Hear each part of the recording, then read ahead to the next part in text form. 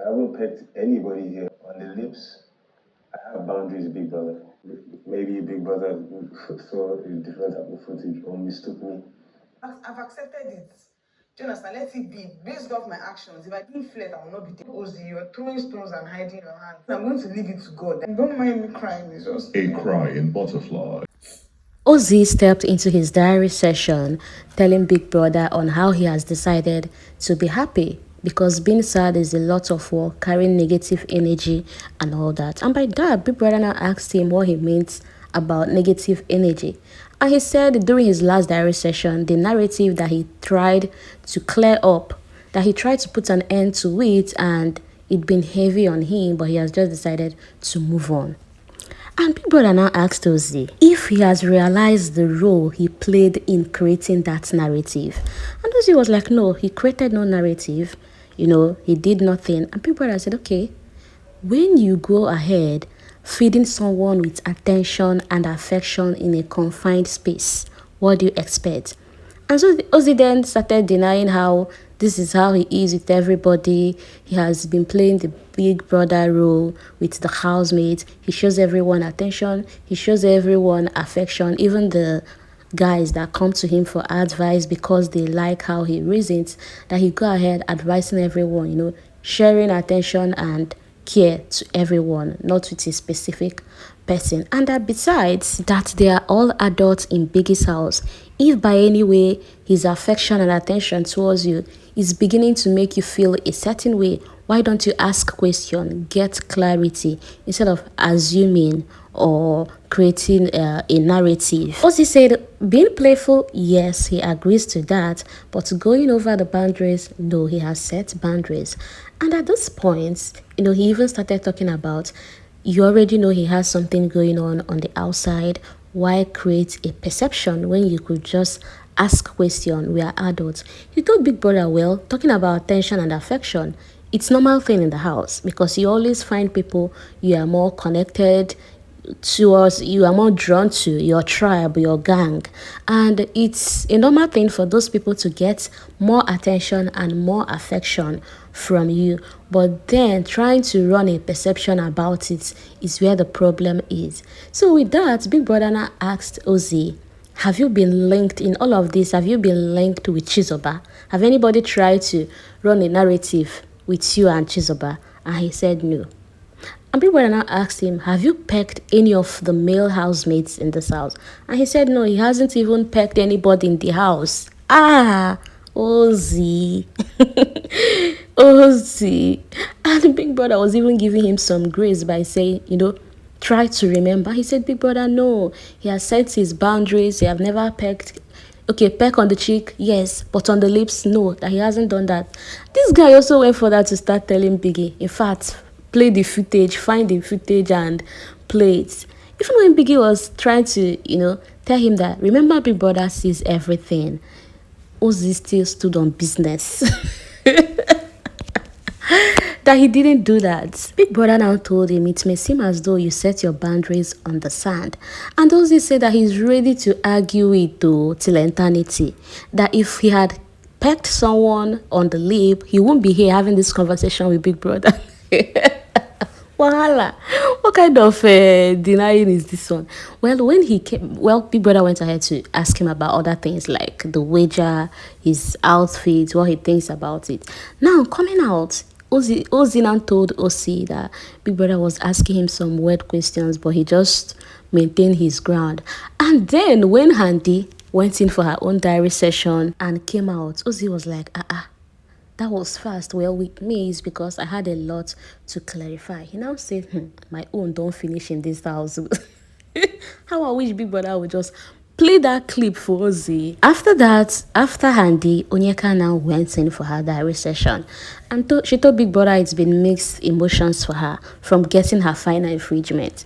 That it could have been better if she got this final infringement warning, maybe 2 weeks to the end of the show. Because, the next scene, any more infringement warning is a strike.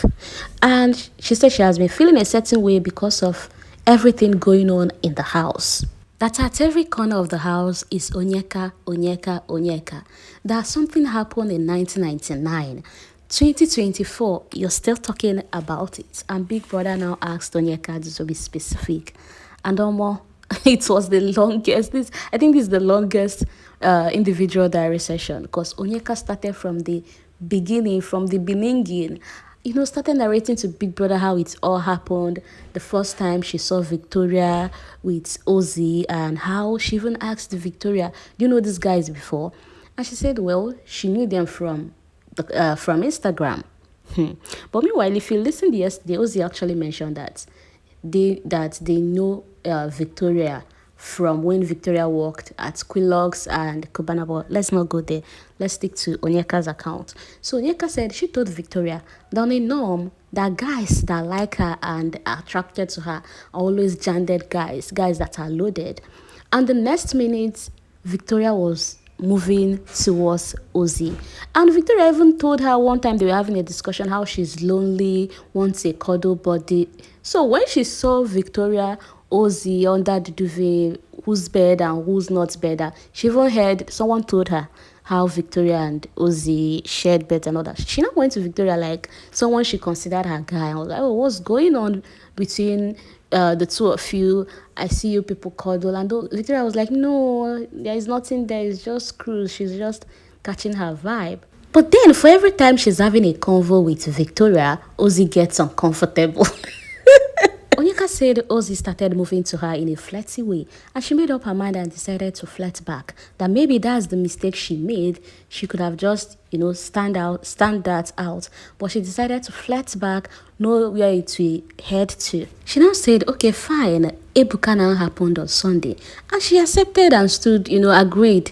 Accepted everything with her full chest. And after the show, that Ozzy came to her to talk. And she now told Ozzy, you know what?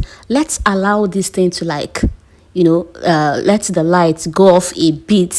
Can we just give each other time to think, come back? Now, in fact, what she said was, in her words, she said what she told Ozzy was, let the lights and people's eyes go off. That, people's attention are still on them. At least let them give it some time and then talk. But immediately, Ozzy switched like, oh, it's all about, perception for you. And since then, she noticed that Ozzy's attitude towards her have changed. In fact, everywhere Onyeka, that Ozzy haven't stopped talking about her. And now he's even recruiting more people. He's more like turning the whole house against her, conspiring with others. Other people are now seeing her in a certain way everywhere. Onyeka. Okay, now Victoria, that she even considered her guy. Victoria now came to tell her, oh, that what you said vexed her. And what did she do? That she apologized to Victoria. That it's fine, that no one is seeing the role Ozzy played in all of this. And she has accepted that and have decided to hand her battle over to God. That she never fights her battle. That is God that will fight this one for her. That, well, time will tell the truth. Time always reveal things. She said it's hard to see how the housemates are just conspiring against her. That in fact, during the speed dates, she had a speed dates with Shaun. And only for Wanni to turn it all around, saying, oh, she was looking deeply into his eyes. She had her legs on his. She spread her legs, that it was Ben that brought that info to her. See, Ben has a lot of questions to answer. I don't know what Ebuka is doing on Sundays. There are questions that Ben should answer. He said it was Ben that came telling her of what Wanni said. In fact, that Wanni felt so uncomfortable the way you were with Shaun. And that this same Shaun was the first guy she bonded with when they came into the house. That it was even when she became closer to other guys that Shaun decided to step back a bit. But Shaun always come and check up on her anytime she's down. And that's the same way she considered Victoria a guy, only to find out later that Victoria does not even consider her a friend, because if she did, she would have come and clarify her, oh no, there is nothing going on here, come and ask me. You say I'm acting on my own assumption. Come and clarify things with me. Now she said, okay, Wanni, that there was a day they were having a normal innocent question talking about guys, what they love about guys in the house. And Wanni was not like, what do you think about Shaun? And she thanked God that day she just told Wanni, oh, that Shaun is cool, but Shaun is not her spec. She loves her men, huge, scary, macho, and all that. That had it been, she even said, oh, Shaun is a sweet guy, who knows how it would have ended for her. going by putting one or two with what Wanni felt she was doing with Shaun. He said Ozee decided to take side with Ozee, saying she used her trauma to make things look like what they are not, and she went ahead and apologized. But come on, 5 days later, are you still talking about it? Turning everyone against me. That no now is getting too much. Big Brother now asked Onyeka what's her plan. She said she prayed about it this morning and have decided to forgive Ozee. But if Ozee decides to come have a conversation with her, she will still give him a listening ear. Anyways, Big Brother advised in fact, Big Brother commended her for showing incredibility by admitting the role she played in all of this, but that she should remember that it takes two to tango, that the both of you danced your hearts out. So don't be hard on yourself. Do not blame yourself. Trust Big Brother to show his therapy skills now, because at this point, Onyeka started crying. After telling Big Brother her birthday is on Thursday, she now started crying. Big Brother, give me some minutes to cry. Well, I understand. I understand. And Big Brother just told her, you're capable of whatever battle that come your way. And mind you, if everybody decides to fight you, they are fighting against the odds. A whole Spice Girl of the season, the owner of a jet ski.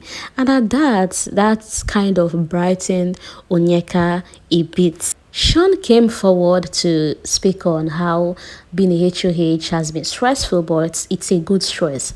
And when Big Brother asked him how they are preparing for their wager task presentation, he said they are going to win this one as the housemates came together bringing ideas. Now, in fact, one thing he has realized is that leadership is his thing and people have been giving him good energy.